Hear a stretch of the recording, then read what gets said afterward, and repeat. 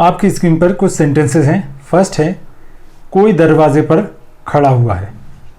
Second है वह कमरे में बैठा हुआ है। थर्ड है तुम मेरे कमरे में सोए हुए थे। और फोर्थ है रोहन पलंग पर लेटा हुआ होगा। तो क्या आप जानते हैं इस प्रकार के वाक्यों को इंग्लिश में कैसे ट्रांसलेट किया जाता है?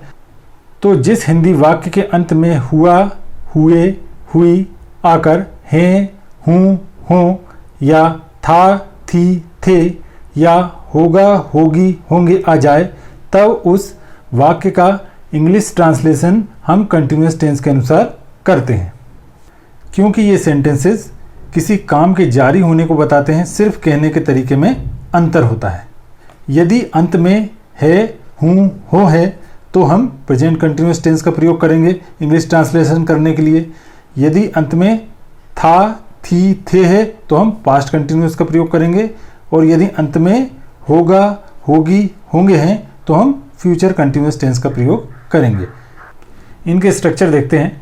तो प्रेजेंट कंटिन्यूअस टेंस का स्ट्रक्चर होता है सबसे पहले सब्जेक्ट, इसके बाद इज, एम, आर में से कोई एक, इसके बाद मेन वर्ब की फर्स्ट फॉर्म उसमें आईएनजी, इसके बाद ऑब्जेक्ट। पास्ट कंटिन्यूअस टेंस का स्ट्रक्चर होता है सबसे पहले सब्जेक्ट, इसके बाद वाज वर्ब में से कोई एक, फिर मेन वर्ब की फर्स्ट फॉर्म उसमें आईएनजी, इसके बाद ऑब्जेक्ट। और फ्यूचर कंटिन्यूअस टेंस का स्ट्रक्चर होता है सबसे पहले सब्जेक्ट, इसके बाद विल या सेल में से कोई एक, इसके बाद बी, फिर मेन वर्ब की फर्स्ट फॉर्म उसमें आईएनजी और इसके बाद ऑब्जेक्ट। एग्जाम्पल के माध्यम समझते हैं। हमारा फर्स्ट सेंटेंस है कोई दरवाजे पर खड़ा हुआ है। अंत में क्या आया? हुआ है। तो इस वाक्य का ट्रांसलेशन हम किस टेंस में करेंगे? प्रेजेंट कंटिन्यूअस टेंस में। तो सबसे पहले सब्जेक्ट कोई मतलब समवन, इसके साथ हेल्पिंग वर्ब क्या आएगी? इज। इसके बाद मेन वर्ब का क्या है यहाँ पे? खड़ा होना मतलब स्टैंड, उसमें आईएनजी लगा देंगे स्टैंडिंग। और दरवाजे पर मतलब एट द डोर। कोई दरवाजे पर खड़ा हुआ है, someone is standing at the door.